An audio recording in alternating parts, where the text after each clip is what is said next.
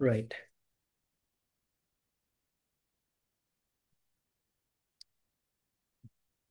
ఈ దినం మనం ఆ, నిర్గమాకాండం 33వ అధ్యాయము 18వ వచనాన్ని మనము ధ్యానిద్దాము. నిర్గమాకాండం 33వ అధ్యాయము 18వ వచనాన్ని మనం ధ్యానిద్దాం. ఆ, నేను చదువుతాను, దయచేసి వినండి. 17 నుంచి చదువుతున్నాను. కాగా యెహోవా, నీవు చెప్పిన మాట చొప్పున చేసెదను. నీ మీద నాకు కటాక్షము కలిగినది. నీ పేరును బట్టి నిన్ను ఎరుగుదనని మోషేతో చెప్పగా, అతడు, దయచేసి నీ మహిమను నాకు చూపమనగా, ఆయన, నా మంచితనం అంతయు నీ ఎదుట కనుపరచెదను. యెహోవాను నామమును నీ ఎదుట ప్రకటించెదరు. నేను కరుణించు వాని కరుణించెదను, ఎవనియందు కనికరపడెదను వానియందు కనికరపడెదనెను. చాలు. ప్రభా, మీకు స్తోత్రాలు. ఈ భాగాన్ని మేము ధ్యానించుటకు నీ సహాయం మాకు దయచేయము. ఆ యుగ్న పాత్రని నన్ను కూడా బలపరిచి నాయన, బిడ్డలకు అర్థమయ్యే రీతిలో నీ వాక్యాన్ని చెప్పడానికి సహాయం దయచేయమని ఏసునమ్ములు ఆశగా కలిగి వచ్చిన బిడ్డలు వారి ఆశను పరిపూర్ణం చేయమని, ఆశగల ప్రాణాన్ని తృప్తిపరిచే దేవుడికి ఉన్నందుకు మీకు స్తోత్రాలు. ఈ సాయంత్ర సమయంలో శ్రేష్టమైన మాటలను గురించి మహిం పొందమని ఏసును వేడుకొచ్చున్నాం తండ్రి. ఆమెన్. నిర్గమకాండం 33, 18, 19 వచనాల్లో అండి, మోషే ఒక చిన్న ప్రార్థన చేస్తాడు. ఆ ప్రార్థన ఒక లైన్, ఒక వచనం మాత్రమే.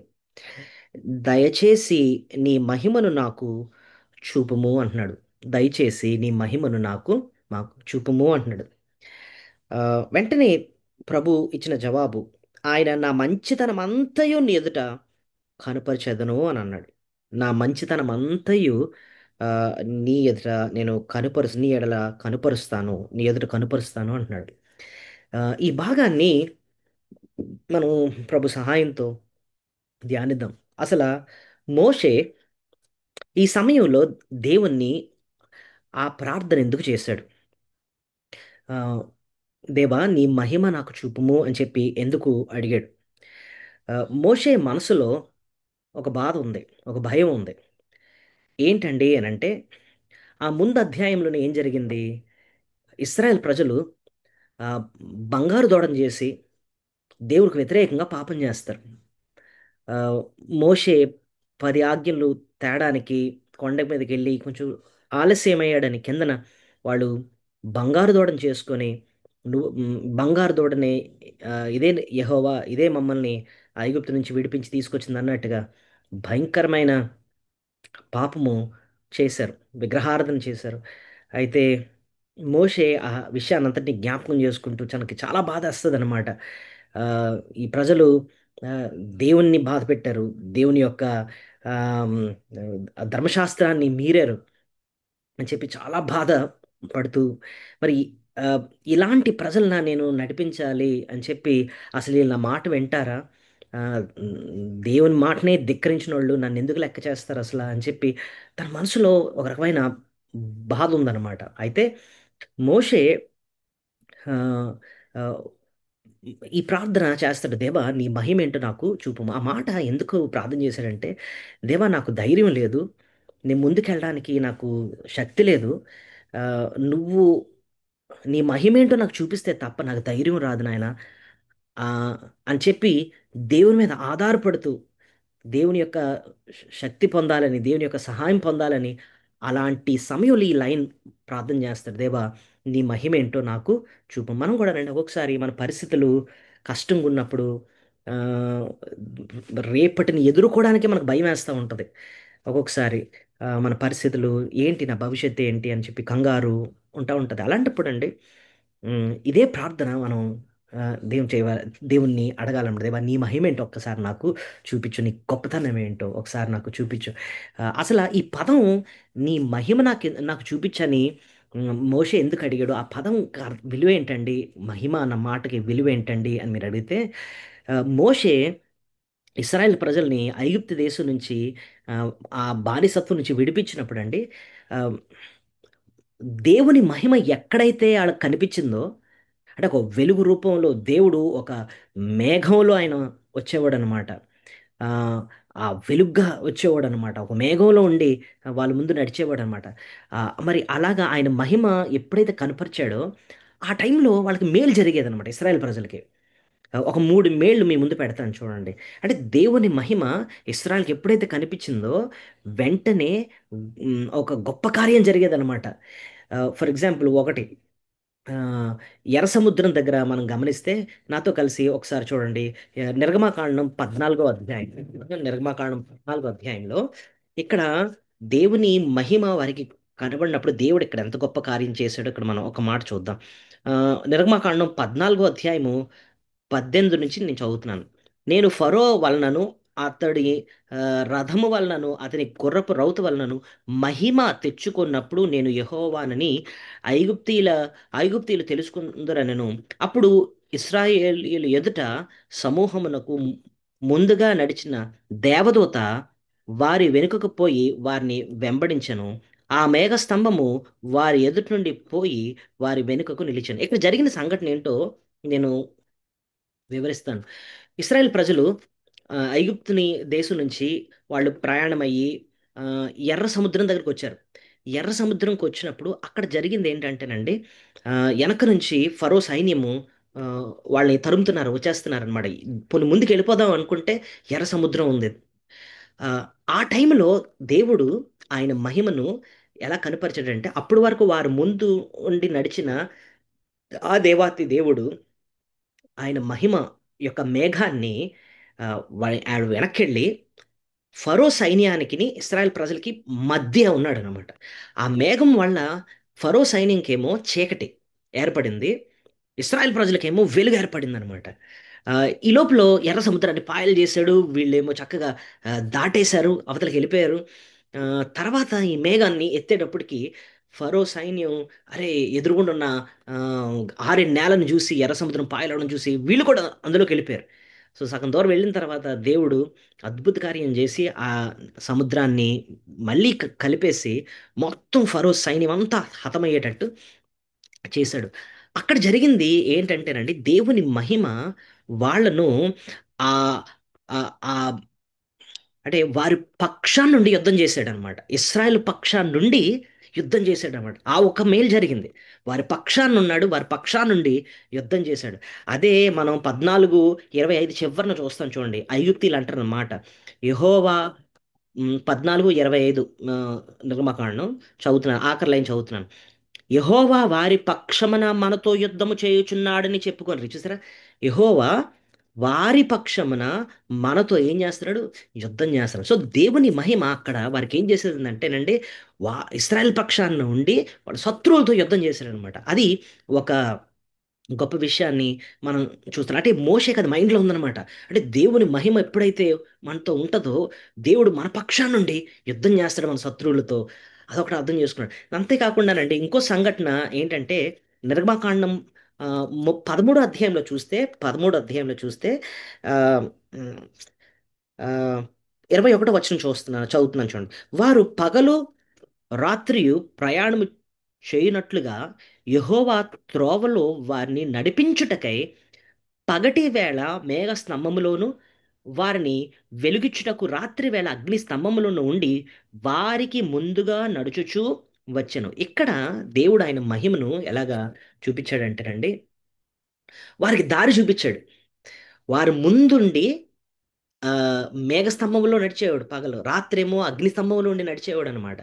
సో, అక్కడ ఇశ్రాయేల్‌కి దేవుని మహిమ ద్వారా ఏం మేలు కలిగిందంటే, వాళ్ళు వాళ్ళకి దిక్కుతోచని స్థితిలో దారి చూపించాడనమాట. ఐగుప్తు నుంచి కనాను ఎలాగెళ్ళాలో ఆళ్ళకి తెలీదు. అయితే ఆయన మహిమ ముందుండి నడిచి వీళ్ళకి దారిని చూపించాడు. సో, మోషేకి అది జ్ఞాపకం వచ్చిందనమాట. ఒకటేమో ఆహ్, వారి పక్షానుండి శత్రులతో యుద్ధం చేశాడు. ఇంకో చోటేమో వారు ముందుండి వాళ్ళకి దారి చూపిస్తున్నాడు. అంతేకాకుండా నిర్గమాకాండం 16 అధ్యాయం 10 వచనం చూస్తే, నిర్గమాకాండం 16 అధ్యాయము 10 వచనం చూస్తే, ఆహ్, అట్లు అహరోను ఇశ్రాయేల సర్వ సమాజంతో మాట్లాడుచుండగా వారు అరణ్యము వైపు చూచిరి. అప్పుడు యెహోవా మహిమ ఆ మేఘములో వారికి కనబడెను. అయితే ఇక్కడ మహిమ కనిపించి ఏం చేసిందండి అంటే 12 కొంచెం చివరన చూస్తే చూడండి. అప్పుడు మీ దేవుడైన యెహోవాను నేనే అని మీరు తెలుసుకుందరని వారితో చెప్పమనెను. కాగా సాయంకాలమున పూరేళ్ళు వచ్చి వారి పాలెమును కప్పెను. చూసారా ఇక్కడ పూరేడు పెట్టెలు. దేవుడు వాళ్ళకి మాంసాన్ని ఇచ్చాడు. దేవుని మహిమను అక్కడ చూపించి వాళ్ళకి ఆహారం తినడానికి పోషణ మాంసాన్ని ఇచ్చాడనమాట దేవుడు. సో ఇప్పుడు చూడండి, దేవుని మహిమ ఎక్కడ కనిపించినా సరే, ఎక్కడొచ్చినా సరే ఇశ్రాయేల్ ప్రజలకి మేలు జరుగుతుందనమాట. ఇప్పుడు నిర్గమకాండం 33 అధ్యాయంకి వచ్చినప్పటికి మోషే చాలా ఒంటరితనాన్ని భరిస్తున్నాడు. ఇంత లక్షల మంది ఇశ్రాయేల్ ప్రజలు ఉన్నప్పటికీ కూడా వాళ్ళందరిని ఇంతవరకు నడిపించాడు. కానీ ఆయనకి హృదయంలో ఎంతో భయం, ఎంతో ఆందోళన. ఎందుకంటే ఇశ్రాయేల్ ప్రజలు ఎంతో పాపం చేశారు. బంగారు దూడను చేసి దేవుణ్ణి విడిచిపెట్టి విగ్రహారాధన చేస్తూ ఆహ్, ఏ మోషేని చాలా బాధ పెట్టారు. దేవుని బాధ పెట్టారు. దాన్ని బట్టి మోషే ఎంతో బాధతున్నాడు. అసలు వీళ్ళు నా మాట వింటారా? వీళ్ళు నేను అసలు నడిపించగలనా? అని చెప్పి ఆయనకి ధైర్యం చాలట్లేదనమాట. ఆ టైంలో అడుగుతున్నాడండి, దేవా నీ మహిమేంటో నాకు చూపించు తండ్రి అని. ఇప్పుడు దేవుడు ఆహ్, ఆయన జవాబు చూడండి. మోషే ఆహ్, నా మంచితనం అంతా నీకు చూపిస్తాను. నా మంచితనం ఆయన అన్న మాట చూడండి. 19వ వచనం మళ్ళీ నిర్గమకాండం 33, 19కి వచ్చేద్దాం. ఆయన నా మంచితనం అంతయు నీ ఎదుట కనుపరిచెదను. ఆ మాట చూద్దాం. ఓకే. నా మంచితనం అంతా నీకు చూపిస్తాను. ఇప్పుడు నేను వెంటనే ఒక ప్రశ్న వేసుకున్నాను. మోషే ఏమో దేవా నీ మహిమేంటో నాకు చూపించు తండ్రి అనంటే, ఆయన ఒకటే అన్నాడు. నా మంచితనం ఏంటో నీకు చూపిస్తాను. నా మంచితనం కాదు, నా మంచితనం అంతయు అంటున్నాడు అనమాట.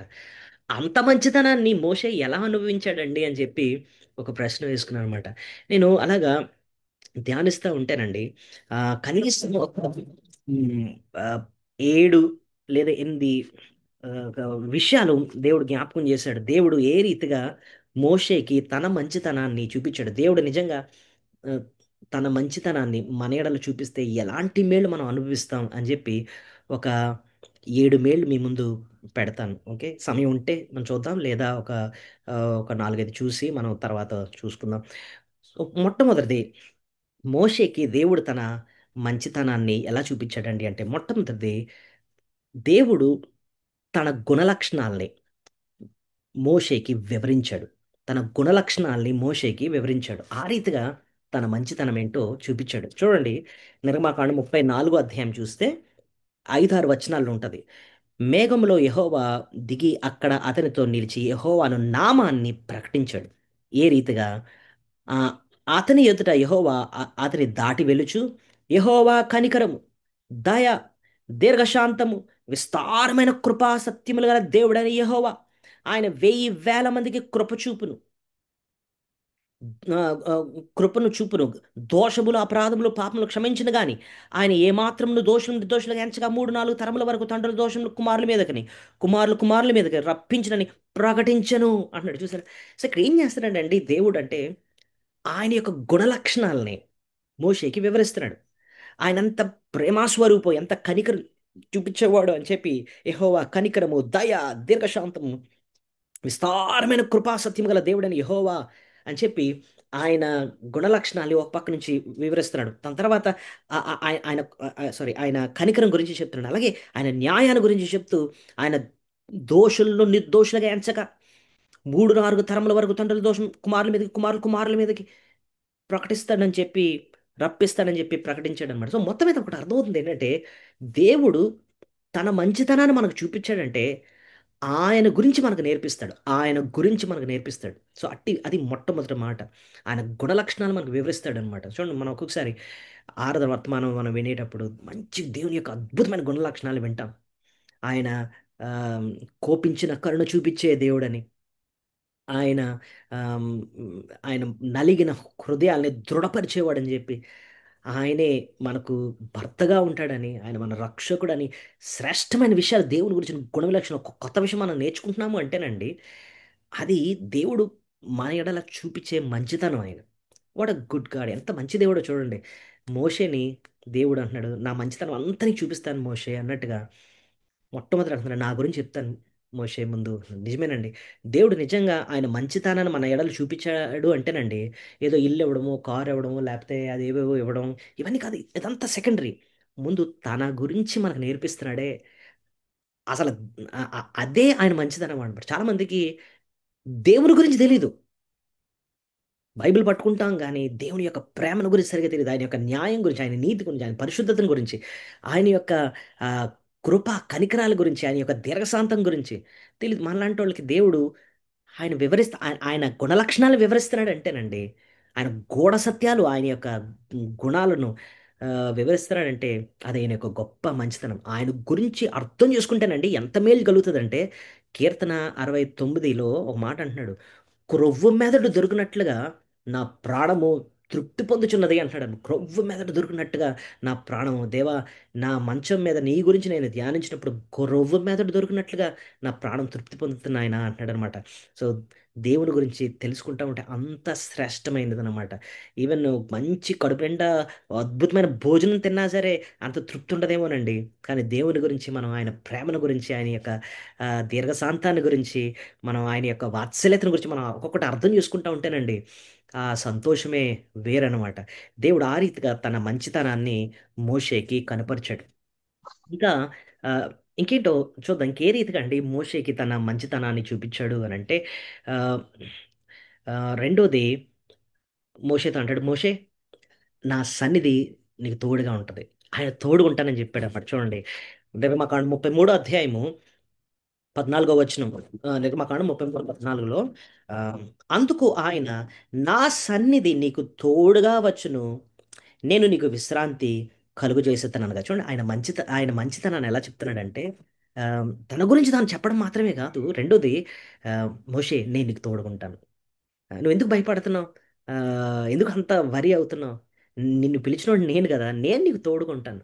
నిన్ను ఆహ్, హ్మ్, ఆ పొదలో నేను ఫస్ట్ టైమ్ మోషే, మోషే అని పిలిచి నిన్ను బలపరిచి నేను పంపించాను గదా! ఎళ్ళు ఫరో ఆహ్, చేతిలో నుంచి నేను ఇశ్రాయేల్‌ని విడిపిస్తానని జెప్పి నేను నిన్ను పంపించాను గదా! అప్పుడు అనేక సాకులు చెప్పావు.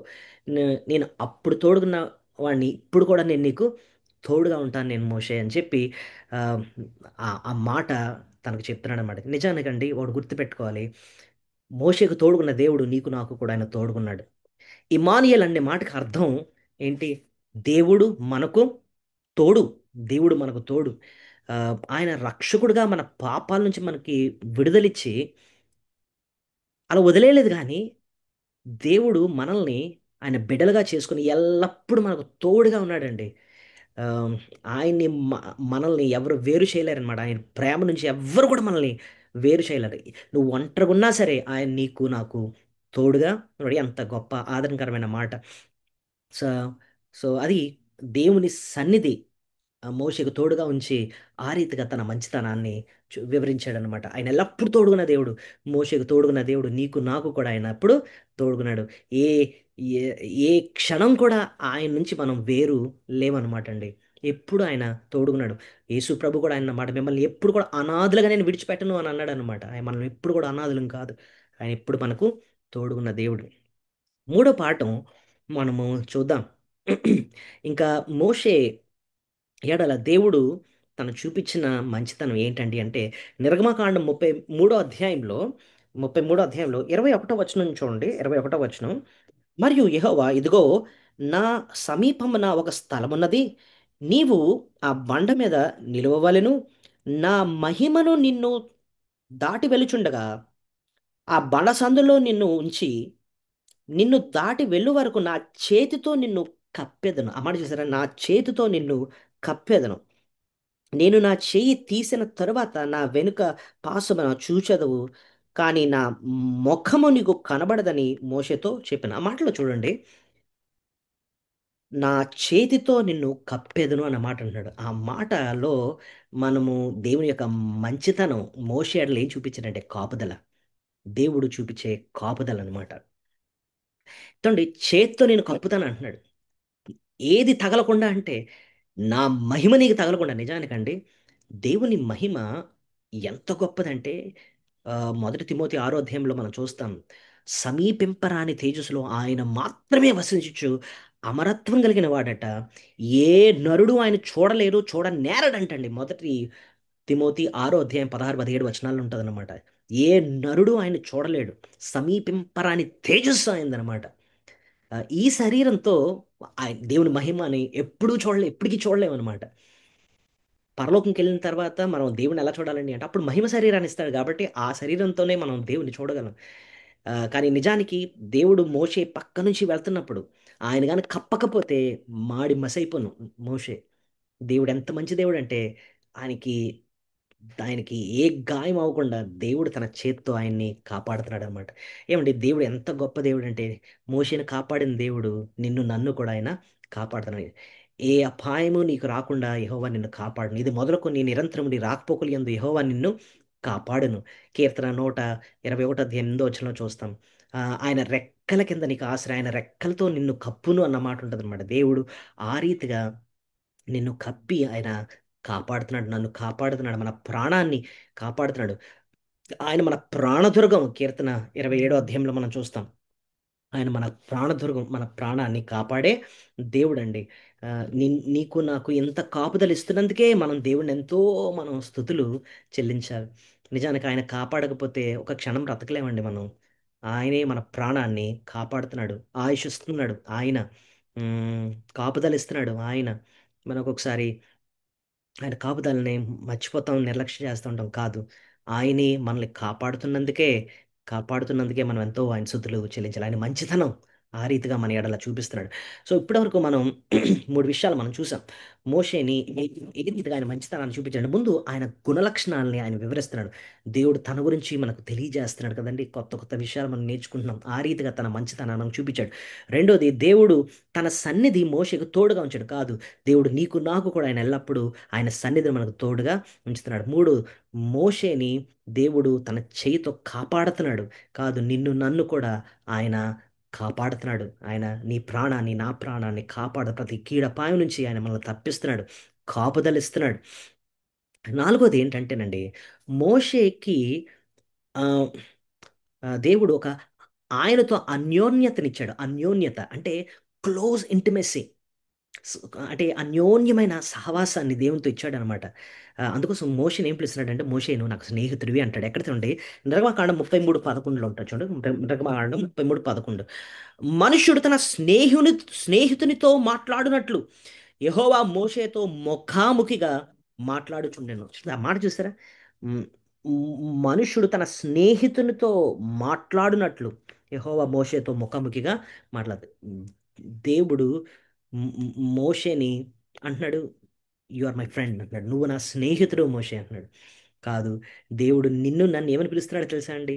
"నువ్వు నా బిడ్డవి" అంటున్నాడనమాట. అంత అన్యోన్యత ఇచ్చాడు. ఆయన మన తండ్రి. ఆయన కాపరి అయితే మనం ఆయనకు గొర్రెలం. ఆయన ప్రేమించు గొర్రెలం. ఆహ్, ఆహ్, ఆహ్, ఆయన ఆయన రాజు అయితే మనం పాలించు ప్రజలం. ఆయన ద్రాక్షావళి అయితే మనం ఆయనకు తీగలం. ఆహ్, ఆయన వరుడు అయితే మనం ఆయనకి వధువు. అంత అన్యోన్యమైన బంధాన్ని దేవుడు ఆయనతో మనకిచ్చాడు. ఆయన తండ్రి అని పిలిచే అంత గొప్ప భాగ్యాన్ని ఇచ్చాడు. "నువ్వు నా బిడ్డవి" గలతీ పత్రిక 4:6 అంటాడు. "నువ్వు దాసుడివి కాదు, నువ్వు నా కుమారుడివి" అంటున్నాడనమాట. కుమారుడు కాబట్టి వారసుడివి అంటున్నాడనమాట. సో, దేవుడు మనకి ఇచ్చిన అన్యోన్యతను బట్టే మనం దేవుడినెంతో మనం స్తుతులు చెల్లించాలండి. ఏదో దేవుడు మనల్ని పనోడిలా పెట్టలే. ఇప్పుడు చూడండి, తప్పిపోయిన కుమారుడు తిరిగి తండ్రి దగ్గరకొచ్చిన తర్వాత, "వస్తే వచ్చావులే గానీ, పనోడిలా ఉండు నువ్వు, బానిసలా ఉండు, నిన్ను రానివ్వడమే చాలా ఎక్కువ" అలాగనలే. పోగొట్ట ప్రతీదీ ఇచ్చాడు తండ్రి. ఉంగరాన్నిచ్చాడు, వస్త్రాన్నిచ్చాడు. అంతేకాకుండా చెప్పులు తొడిగించాడు. గొప్ప విందు జేశాడు. మెడ మీద పడి ముద్దు పెట్టుకున్నాడండి. తిరిగి వచ్చిన బిడ్డని అంతగా ప్రేమించాడు. ఆ అన్యోన్యతనిచ్చినందుకే దేవునికెంతో మనం స్తుతులు చెల్లించాలనమాట. సో, 4 విషయాలు నేర్చుకున్నాం. ఐదోది ఆహ్, హ్మ్. దేవుడు హ్మ్, మోషే కోరికను తీర్చాడు. కోరికను తీర్చాడు. ఆహ్, ఎలా చెప్పారండి అంటే, ద్వితీయోపదేశకాండం 34 అధ్యాయం చూడండి. ద్వితీయోపదేశకాండం 34 అధ్యాయము మొదటి 4 వచనాలు. ద్వితీయోపదేశకాండం 34 అధ్యాయం. 34 అధ్యాయము మొదటి ఆహ్, ఆహ్, 2 వచనం. ఆ, ఇక్కడ ఏంటంటే మూడో వచనం, సోయరు వరకు ఈత చెట్లను ఎరుకోలు మైదానం అతనికి చూపించను. మరియు యెహోవా అతనితో ఇట్లా నేను నీ సంతానంకి ఇచ్చిన అబ్రహాముకి ఇస్సాకు యాకోబని ప్రమాణం చేసిన దేశం ఇదే, కనులారా నిన్ను దాన్ని చూడనిత్తునని గాని నీవు దాన్ని ఉమ్, నీవు నది దాటి అక్కడికి వెళ్ళకూడదు. ఇక్కడ ఏంటండి జరిగింది అని అంటే, మోషే దేవుణ్ణి ఒక కోరిక కోరతాడు. ఏంటంటే ముందు దేవుడు అంటాడు, మోషే నీకు కనాన్లో అడుగు పెట్టడానికి నేను అవకాశం ఇవ్వను మోషే. ఆ, ఎందుకంటే నువ్వు ఒక విషయంలో నాకు లోబడలేదు కాబట్టి కనాన్లో అడుగు పెట్టే అవకాశం నేను ఇవ్వను అంటే, మోషే అడుగుతాడు, దేవా మరి కనీసం నాకు చూడాలని ఉంది నాయన కనాను అంటే. దేవుడు ఎంత మంచి దేవుడు అంటే చూడండి, తన్ని ఎత్తైన స్థలంకి తీసుకెళ్ళి దూరం నుంచి ఆ ఆ కణానంతటిని కూడా దేవుడు చూపిస్తాడనమాట. అంటే అక్కడ మనకు అర్థమవుతుంది ఏంటంటే ఆ, ఆయన ఆశగల ప్రాణాన్ని తృప్తిపరిచే దేవుడు అనమాట. అది ఐదో శ్రేష్టమైన పాట. ఆ, మన కోరికను ఆ, సిద్ధింపజేసే దేవుడు, నెరవేర్చే దేవుడు అనమాట. మనం ఆశపడ్డాం, ఆయన దగ్గరకు వచ్చాం, ప్రభా అనర్హుణ్ణే, ఆ, అసలు నీ దగ్గర నేనేం అడగడానికి కూడా నాకు యోగ్యత లేదు, ఆయన దయతో జ్ఞాపకం చేసుకోవా, ఈ సహాయం నాకు చేయి తండ్రి అని చెప్పి ఎప్పుడైనా మనం తగ్గించుకునే దేవుణ్ణి అడిగామనుకోండి, దేవుడు మన కోరికను తీర్చే దేవుడు ఆయన. ఆ, ఆశగల ప్రాణాన్ని తృప్తిపరిచే దేవుడు. ఈవెన్ కీర్తన 20వ అధ్యాయం 4వ వచనం మంచి మాట ఉంటుందండి చూడండి. ఆ, కీర్తనల గ్రంథం 20వ అధ్యాయము 4వ వచనం. ఇంకెక్కువ చెప్పను, ఈ వచనంతో మనం ముగిందాం. 20 అధ్యాయం 4వ వచనం, నీ కోరికను సిద్ధింపజేసి నీ ఆలోచన యావత్తును చునుగాక. సో కోరికను సిద్ధింపజేసి నీ ఆలోచన యావత్తును సఫలపరుస్తాడు, కోరికను సిద్ధింపజేస్తాడట. ఆ, సో దేవుడు ఎంత మంచి దేవుడు అంటే, మోషే కోరుకున్నట్టు ఆ, ఆ, ఆశపడ్డాడు కనాన్ వెళ్ళాలని, కానీ ఆ అవకాశం వల్ల కానీ దేవుడు కనాన్ని చూపించాడు అన్నమాట. ఎంత మంచి దేవుడు. ఆ, సో ఈ 5 విషయాలు మనం జ్ఞాపకం చేసుకుందాం. అసలు మోషే ఎందుకు ఆ మహిమను గురించి అడిగాడు, మహిమ చూపించడం ద్వారా ఇస్రాయల్ ఎలాంటి మేళ్లు పొందారు, అవన్నీ మనసులో పెట్టుకొని అన్న, దేవా నీ మహిమ నాకు చూపిస్తాండ్రి. మనం కూడా అడగాలండి, దేవా నా మనసు ఏం బాగాలేదు నాయన, నీ మహిమ ఏంటో నాకు చూపించిన ఆయన, నీకు సంతోషం నాకు దయచేయి ప్రభు. ఆయన ఎంత మంచి దేవుడు అంటే, ఆయన గుణలక్షణాలు మనకు వివరిస్తాడండి, ఆయన సన్నిధి మనకు తోడుగా ఉంచుతాడు, ఆయన కాపుదల మనకు తోడుగా ఉంచుతాడు. దేవునితో అన్యోన్యమైన సహవాసాన్ని ఇస్తాడు. అంతేకాకుండా దేవుడు ఆయన మన కోరికను తీరుస్తాడండి. ఈ మాటలన్నీ మనం మనసులో పెట్టుకొని మనం ప్రార్థనలోకి వెళ్దాం.